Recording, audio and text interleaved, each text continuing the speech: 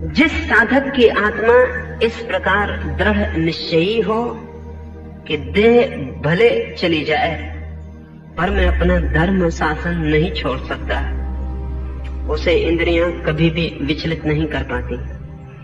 जैसे भीषण बवंडर भी सुमेर पर्वत को विचलित नहीं कर सकता। इस सूत्र के कारण बड़ी भ्रांतियां भी हुई हैं। ऐसे सूत्र कुरान में भी मौजूद हैं, ऐसे सूत्र गीता में भी मौजूद हैं, और उन सब ने दुनिया में बड़ा उपद्रव पैदा किया है। उनका अर्थ नहीं समझा जा सका और उनका अनर्थ समझा गया है। इस तरह के सूत्रों की वजह से अनेक लोग सोचते हैं कि अगर कोई धर्म पे खतरा आ जाए, धर्म पे मतलब हिंदू धर्म पर, जैन धर्म पर, तो अपनी जान दे दो, क्योंकि महावीर ने कहा है कि चाहे देह बलि चली जाए मैं अपना धर्म शासन नहीं छोड़ सकता। तो अनेक शहीद हो गए नासमझी में। और मजा ये कि जैन धर्म पकड़ा कभी है ही नहीं, छोड़ने से डर रहे हैं। सिर्फ जैन घर में पैदा हुए, पकड़ा कब था जो आपसे छूट जाएगा। हिंदू धर्म नहीं छोड़ सकते, बस जब छोड़ने का सवाल आता तभी पकड़ने का पता चलता, और कभी पता नहीं चला।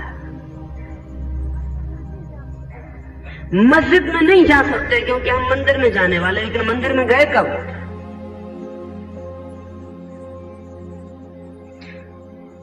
मंदिर में जाने की कोई जरूरत नहीं, जब मस्जिद से झंझट हो तभी मंदिर का क्या हाल। इसलिए बड़ा मजा है, जब हिंदू मुस्लिम दंगल होते तभी पता चलता है कि हिंदू कितने हिंदू, मुस्लिम कितने मुस्लिम। तभी पता चलता है कि सच्चे धार्मिक कौन। नहीं चलता। मामला क्या है? जिस धर्म को आपने कभी पकड़ा ही नहीं, उसको छोड़ने का कहां सवाल उठता है। जन्म से कोई धर्म नहीं मिलता है, क्योंकि जन्म की प्रक्रिया से धर्म का कोई संबंध ही नहीं। जन्म की प्रक्रिया है बायोलॉजिकल, जैविक, उसका धर्म से कोई संबंध नहीं। आपके बच्चे को मुसलमान के घर में बड़ा किया जाए, मुसलमान हो जाएगा। हिंदू के घर में बड़ा किया जाए, हिंदू हो जाएगा। ईसाई के घर में बड़ा किया जाए, ईसाई हो जाएगा। तो ये जो धर्म मिलता है ये तो संस्कार है, शिक्षा है घर की। इसका जन्म से, खून से कोई लेना देना नहीं है। ऐसा नहीं कि आपके बच्चे को पहले दिन पैदा हो और ईसाई घर में रख दिया जाए तो कभी वो पता लगा ले कि मेरा खून हिंदू का है। इस भूल में मत पड़ना। लोग बड़ी भूलों में रहते हैं। माताएं कहती हैं लड़के से कि मेरा खून, और बच्चा पैदा हो, जैसे मैटरनिटी होम में बच्चा पैदा होते हैं, 20 बच्चे एक साथ रख दिए जाएं जो अभी पैदा हुए, और 20 माताएं छोड़ दी जाएं, एक ना खोज पाएगी कौन सा बच्चा उसका। आंख बंद करके बच्चे पैदा करवा दिए जाएं, 20 बच्चे रख दिए जाएं, 20 माताओं को छोड़ दिया जाए, एक मां न खोज पाएगी कौन सा खून उसका है। कोई उपाय नहीं। खून का आपको कोई पता नहीं चलता, सिर्फ दिए गए शिक्षा और संस्कारों का पता चलता है। खोपड़ी में होता है धर्म, खून में नहीं। तो किसको मिला मौका आपकी खोपड़ी में डालने का धर्म, वही धर्म आपका हो जाता है। ये सिर्फ अवसर की बात है, लेकिन इससे कोई पकड़ भी पैदा नहीं होती, क्योंकि जो धर्म मुफ्त मिल जाता है वो धर्म कभी गहरा नहीं होता।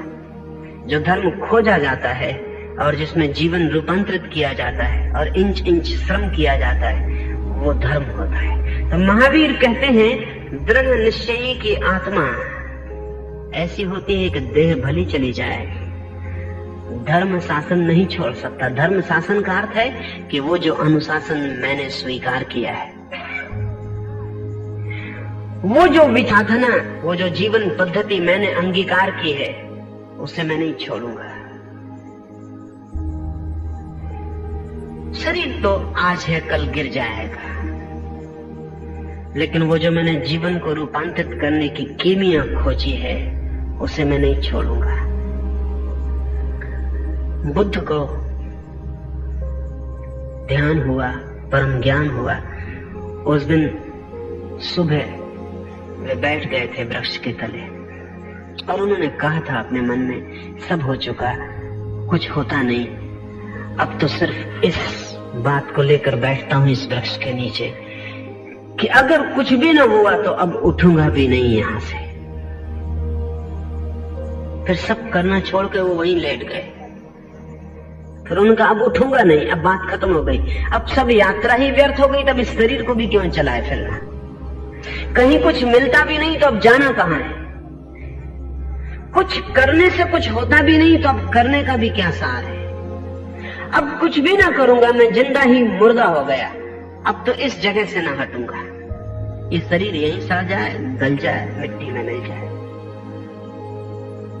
उसी रात ज्ञान की किरण जग गई, उसी रात दिया जल उठा, उसी रात उस महासूरी का उदय हो गया। क्या हुआ मामला? पहली दफा आखिरी चीज, आखिरी दांव लगाते ही घटना घट जाती है।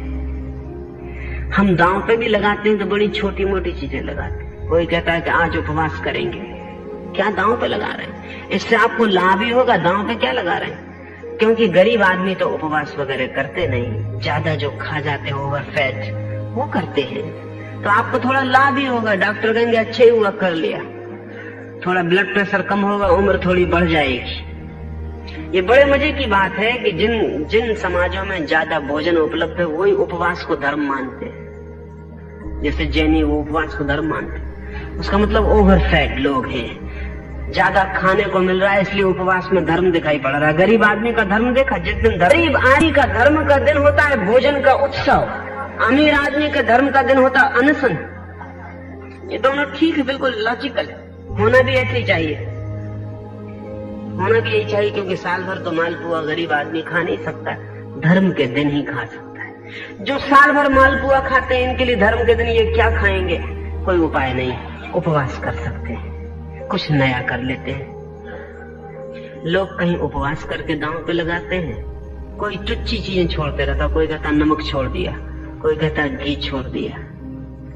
इनसे कुछ भी ना होगा, ये दांव नहीं है, धोखे। ये ऐसा जैसा एक करोड़पति जुआ खेल रहा और एक कोड़ी दांव पे लगा दे। ऐसा कोई ऐसी आ जाए कि अगर हारा तो भिखारी होता हूं, उस क्षण में जुआ भी ध्यान बन जाता है, उस क्षण में सब विचार रुक जाते हैं। आपको जान के हैरानी होगी, जुए का मजा ही यही है कि वो भी एक ध्यान है।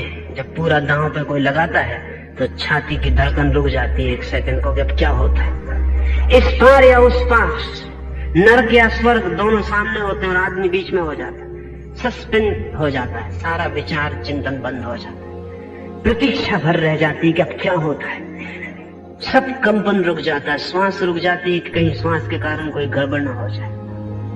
उस क्षण में जो थोड़ी सी शांति मिलती है वही जुए का मजा है। इसलिए जुए का इतना, वो अलग तरकीबों से ध्यान की झलक लेते रहते हैं, जुए से भी मिलती है झलक, पर झलक का है कि दांव की। धर्म भी एक बड़ा दांव है। महावीर कहते हैं शरीर चाहे चला जाए, लेकिन वो जो धर्म का अनुशासन मैंने स्वीकार किया है उसे मैं नहीं छोड़ूंगा। ऐसा जो दृढ़ निश्चय कर लेता है, ऐसा जो संकल्प कर लेता है, उसे फिर इंद्रियां कभी भी विचलित नहीं कर पाती। जैसे सुमेरु पर्वत को हवाओं के झोंके विचलित नहीं कर पाते। शरीर को कहा है नाव, जीव को कहा नाविक, संसार को कहा समुद्र। इस संसार समुद्र को महर्षि जन पार कर वाले भूल गए मालूम होता है इस वचन को। अगर शरीर है नाव तो नाव मजबूत होनी चाहिए, नहीं तो सागर पार नहीं होगा। देखो जैन साधुओं के शरीर, कोई उनकी नाव में बैठने को तैयार भी ना हो, तो कहां डुबा दें कुछ पता नहीं, डूबी हालत ही है उनकी। और शरीर का वो एक ही उपयोग कर रहे हैं जैसे कोई नाव का उपयोग कर रहा हो, उसमें और छेद करता चला जाए। इसको हम तपस्या कहते हैं। महावीर नहीं कह सकते, क्योंकि महावीर कहते हैं शरीर है नाव, नाव तो स्वस्थ होनी चाहिए, अच्छिद्र, उसमें कोई छेद नहीं होना चाहिए, बीमारी। महावीर के पास ऐसा शरीर था, लेकिन कहीं कोई भूल हो गई है, उनका मानने वाला शरीर का दुश्मन हो गया है। वो समझता है गलाओ शरीर को, मिटाओ शरीर को, जितना मिटाए उतना बड़ा आदमी। अगर भक्तों को पता चल जाए कि थोड़ा ठीक से खाना खा रहे हैं उनके गुरु तो प्रतिष्ठा चली जाती। अगर भक्तों को पता चल जाए कि थोड़ा ठीक से विश्राम कर लेते हैं लेट के, सब गड़बड़ हो जाता है। तो अगर जैन साधुओं को ठीक से लेटना भी हो, ठीक से भोजन भी करना हो, उसके लिए भी चोरी करनी पड़ती, क्योंकि वो जो भक्तगण हैं चारों तरफ वो दुश्मन की तरह लगे, वो पता लगा रहे हैं कि क्या कर रहे हो क्या नहीं कर रहे हो। एक दिगंबर जैन मुनि वस्त्र पर बिस्तर पर किसी चीज पे सो नहीं सकता। सर्द रात थी तो क्या किया जाए, तो दरवाजा बंद कर दिया जाता, थोड़ी बहुत गर्मी हो जाए। और किस तरह के पागलपन चलते रहते, घास फूस डाल दिया जाता है कमरे में, वो भी भक्तगण डालते हैं। क्योंकि अगर मुनि खुद कहे कि घास फूस डाल दो तो उसका मतलब है कि तुम शरीर के पीछे पड़े हो, तुम्हें शरीर का मोह है। जब आदमी आत्मा ही है तो फिर क्या सर्दी और क्या गर्मी, तो पुआल डाल देते। लेकिन वो पुआल भी भक्ति डाले, वो मुनि कह नहीं सकता। मैं उस गांव में था तो मुझे पता चला कि रात में जिन भक्तों ने पुआल डाली वो जाकर देख भी आते हैं कि पुआल ऊपर तो नहीं कर ली, नीचे डली रहे। ऐसे दुष्ट भक्त भी मिल जाते हैं कि वो पुआल कहीं ऊपर तो नहीं कर ली, नहीं की हो तो निश्चिंत लौट आते हैं कि ठीक आदमी, अगर कर ली हो तो सब भ्रष्ट हो। ऐसा लगता है कि पर दुख का रस है, और पर दुख का जिनको रस है वो वैसे आदमी को आदर दे सकते हैं जिसको स्वदुख का रस हो। के लोग दुनिया में सैडिस्ट और मैसोचिस्ट, सैडिस्ट वो लोग हैं जो दूसरे को दुख देने में मजा लेते हैं, और मैसोचिस्ट वो लोग हैं जो खुद को दुख देने में मजा लेते हैं। ऐसा मालूम पड़ता है कि हिंदुस्तान में इन दोनों के बड़े तालमेल हो गए। मैसोचिस्ट हो गए हैं गुरु और सैडिस्ट हो गए हैं शिष्य। तो गुरु को कितनी तकलीफ गुरु अपने हाथ से उठा रहा है, उतना शिष्य चर्चा करते हैं कि क्या तुम्हारा गुरु, हमारा गुरु कांटों पर सोया हुआ है। जैसे कि ये कोई सर्कस है, यहाँ कौन कहाँ सोया हुआ है इसका सब निर्णय होने वाला है। कौन खा रहा है कौन नहीं खा रहा है इसका निर्णय होने वाला है। कौन पानी पी रहा है कौन नहीं पी रहा है इसका निर्णय होने वाला है। निर्णायक एक ही बात है कि शरीर को कौन, क्योंकि नाव के बिना नदी पार नहीं हो सकती। इसलिए शरीर मित्र है शत्रु नहीं, शरीर साधन है शत्रु नहीं, शरीर मार्ग है शत्रु नहीं, शरीर उपकरण है शत्रु नहीं। और उपकरण का जैसा उपयोग करना चाहिए वैसा शरीर का उपयोग करना चाहिए। कोई कहे कि कार से पार करनी है यात्रा और पेट्रोल हम देंगे न कार को, कोई कहे कि शरीर से करनी है यात्रा और भोजन डालेंगे ना शरीर में, तो फिर वो शरीर के यंत्र को नहीं समझ पा रहा है। महावीर ने कहा यह है कि किसी भी दिशा में असंतुलित न हो जाओ, इतना जितना पार होने में सहयोगी हो, बोझ न बने, इतना कम भी नहीं कि असक्त हो जाए और बीच में डूब जाए। सम्यक भाव शरीर के प्रति हो और शरीर का पूरा ध्यान रखना जरूरी है।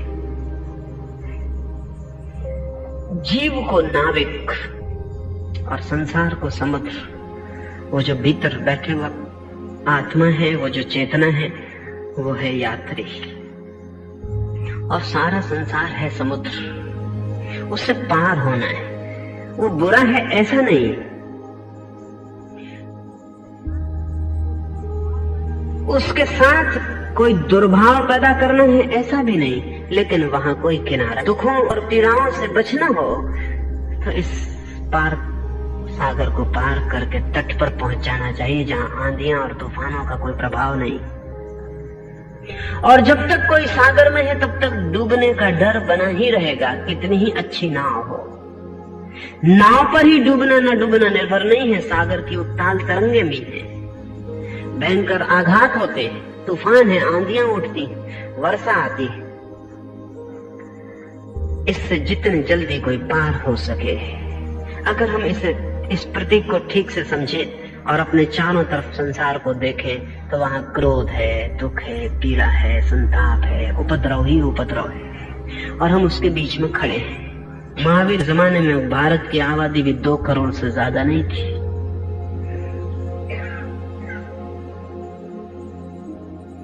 अब भारत दुनिया को मात किए दे रहा आबादी में। अब तो ऐसा समझो जमीन हमने बचनी नहीं दी, समुद्र हुआ जा रहा है।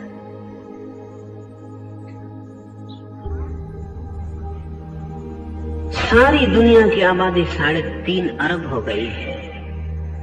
इस सदी के पूरे होते होते भारत की आबादी 1 अरब होगी। आदमियों का सागर है, और आदमियों के सागर में आदमियों की वृत्तियों, इंद्रियों, क्रोध, रोष, मान, अपमान, उन सब का भयंकर सागर में तुमने पैदा करता है। जैसे मैं एक सागर में एक पत्थर फेंक दूं तो वो एक जगह गिरता है, लेकिन उसकी लहरें पूरे सागर को छूती। जब एक बच्चा इस जगत में पैदा होता तो एक पत्थर और गिरा, उसकी लहरें सारे जगत को छूती। वो हिटलर बनेगा कि मुसोलिनी बनेगा कि तोजो बनेगा कि क्या बनेगा, कुछ कहा नहीं जा सकता। उसकी लहरें सारे जगत को कपाएंगी। ये जो सागर है हमारा, इसको महर्षि जन पार कर जाते हैं। सांसारिक आदमी और धार्मिक आदमी में एक ही है फर्क। सांसारिक आदमी वो है जो इस सागर में गोल गोल चक्कर काटता रहता है, कभी पहुंच रहे और गोल गोल चक्कर खाएंगे। आपकी जिंदगी गोल चक्कर तो नहीं है, एक विशियस सर्कल तो नहीं है।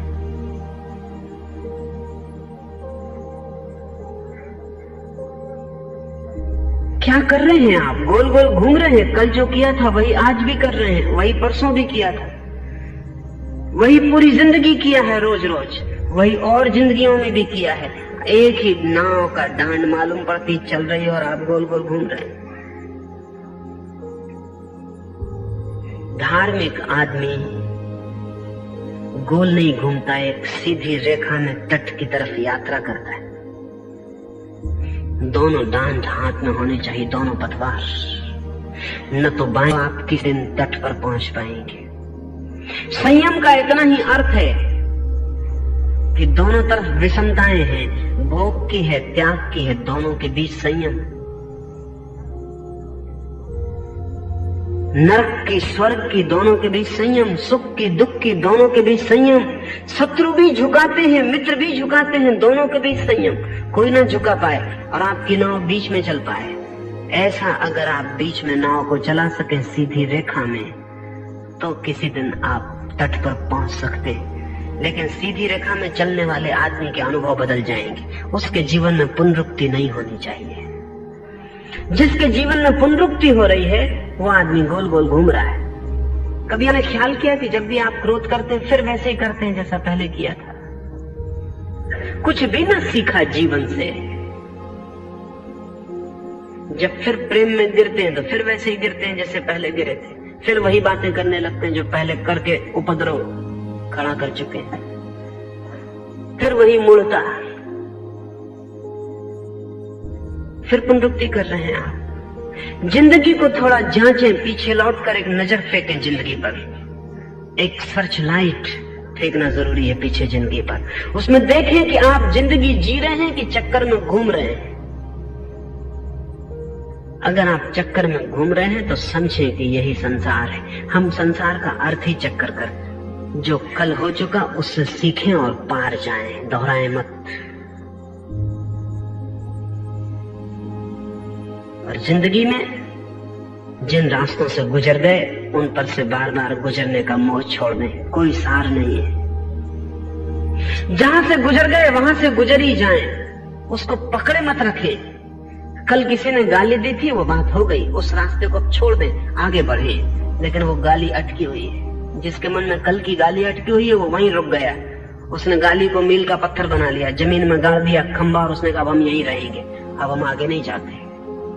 अगर आपको कल अब भी सता रहा है बीता हुआ कल, तो आप वहीं रुक गए। अगर इसको हम सोचे तो हम बोल दे तो एकदम चीख मार के नाचने कूदने लगेंगे। आप भूल जाएंगे कि आप क्या कर रहे हैं। अगर आपका चित्र उतार लिया जाए या आपको स्मरण दिलाया जाए तो ये शायद आप जब 5 साल के बच्चे थे, जो करते वही आपने किया।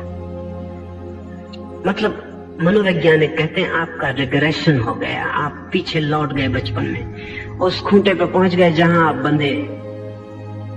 इसलिए मनस्विद किसी भी व्यक्ति की मानसिक बीमारी दूर करना चाहते हैं तो पहले उसके अतीत जीवन में उतरते हैं, खासकर उसके बचपन में उतरते हैं। वो कहते हैं जब तक हम तुम्हारा बचपन न जान ले तब तक हम जान नहीं सकते तुम कहाँ रुक गए हो, कहाँ रुक जाने से तुम्हारा सारा उपद्रव पैदा हो रहा है। हम सब रुके हुए लोग हैं। गति नहीं है जीवन में, यात्रा नहीं है। नई घड़ी में ख्याल नहीं आता कुछ, पुरानी घड़ी पर जरा ध्यान करना चाहिए। दीवाल घड़ी का पेंडुलम जाता है बाएं दाएं, घूमता रहता है। जब वो दाएं जाता है तब ऐसा लगता है कि अब बाएं कभी ना आएगा, वहां भूल कर रहे हैं आप। जब वो दाएं जा रहा है तब वो बाएं आने की ताकत जुटा रहा है, मोमेंटम इकट्ठा कर रहा है। वो बाएं जा ही इसलिए रहा है कि दाएं जाने की ताकत इकट्ठी हो जाए, फिर वो दाएं जाएगा। जब वो दाएं जाता तब फिर बाएं जाने की ताकत इकट्ठी करता, और इसी तरह वो घूमता रहेगा। हम में से एक आदमी कहता है कि उपवास करना है, ये अब बाएं जा रहे हैं, अब ये फिर भोजन जोर से करने की ताकत जुटाएंगे। देर नहीं लगती, क्योंकि एक अति से दूसरी पर लौट जाने में कोई अड़चन नहीं। बीच में रुकना कठिन है, भोगी संयम पर आ जाए ये कठिन है। त्याग पे जा सकता है, त्यागी भोग में आ जाए ये आसान है, संयम में आना कठिन है। एक उपद्रव से दूसरा उपद्रव चुनना आसान है, क्योंकि उपद्रव की हमारी आदत है। उपद्रव कोई भी हो उसे हम चुन सकते हैं। बीच में रुक जाना, निरुपद्रवी हो जाना अति कठिन है। महावीर संयम को सूत्र कहते हैं धर्म का। ये शरीर है नाव, इसका उपकरण की तरह उपयोग करें। ये आत्मा है यात्री आनंद का, उसे महावीर ने मोक्ष कहा है, उसे ही बुद्ध ने निर्वाण कहा है, उसे जीसस ने किंगडम ऑफ गॉड कहा है, ईश्वर का राज्य कहा है। कोई भी हो नाम, जहां हम हैं उपद्रव में, वहां वो नहीं है। इस उपद्रव के पार कोई तट है, जहां कोई आंधी नहीं छूती, जहां कोई तूफान नहीं उठता, जहां सब शून्य और शांत है। इतना ही। अब हम कीर्तन करें।